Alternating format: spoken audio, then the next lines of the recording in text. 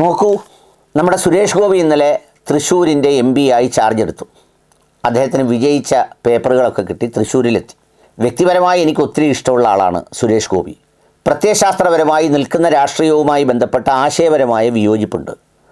എങ്കിലും മനുഷ്യത്വവും അത്തരം കാര്യങ്ങളുമൊക്കെയുള്ള ആളാണെന്ന അഭിപ്രായം തന്നെയാണ് എനിക്ക് പണ്ടും ഇന്നും എന്നുമൊക്കെ. ഞാൻ പറയാമെന്ന വിഷയം അതല്ല. ഇന്നലെ സുരേഷ് ഗോപി ജയിച്ചപ്പോൾ എല്ലാവരും ഒരുപാട് ട്വീറ്റുകൾ ചെയ്തു. അദ്ദേഹത്തെ പുകഴ്ത്തി, അദ്ദേഹത്തെ പുന്നാരിച്ചു, എന്തെല്ലാം കാര്യങ്ങൾ ചെയ്തു. മോഹൻലാൽ പുകഴ്ത്തി, മമ്മൂക്ക പുകഴ്ത്തി, ബാക്കിയുള്ളവർ പലരും എഴുതി.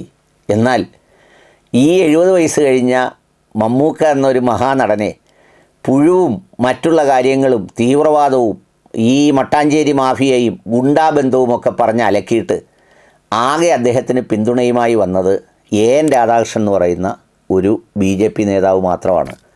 സിനിമാ ഫീൽഡിലുള്ള ഇപ്പോഴത്തെ മിടുക്കന്മാരായ ആളുകൾ ആരും ഒരക്ഷരം പോലും മിണ്ടിയിരുന്നില്ല എന്നതാണൊരു കൗതുകകരം.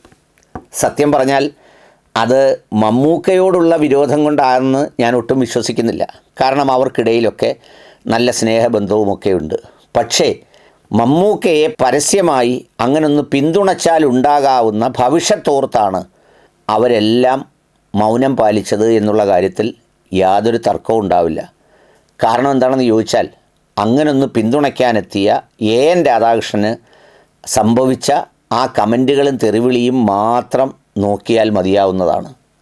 നോക്കൂ, സുരേഷ് ഗോപി ജയിച്ചതിൽ മമ്മൂക്കയുടെ അഭിനന്ദനം, മോഹൻലാലിൻ്റെ അഭിനന്ദനം, പിന്നെ എല്ലാവരുടെയും അഭിനന്ദനം, സ്നേഹം, ഇതെല്ലാം ഉണ്ട്.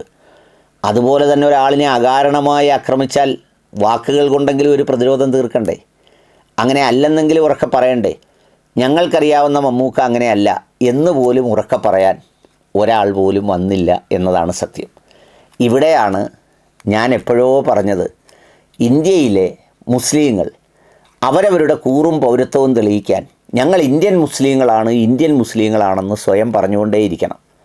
എന്നാൽ ഇന്ത്യൻ ക്രിസ്ത്യാനികളെന്നോ ഇന്ത്യൻ ഹിന്ദുവെന്നോ ഒരു പ്രയോഗവും ആവശ്യമില്ല.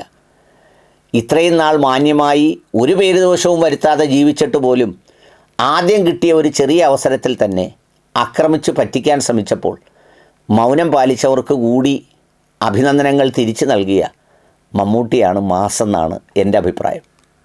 ഒരു വിശേഷം കൂടി നിങ്ങളോട് പറയാനുണ്ട് കേട്ടോ.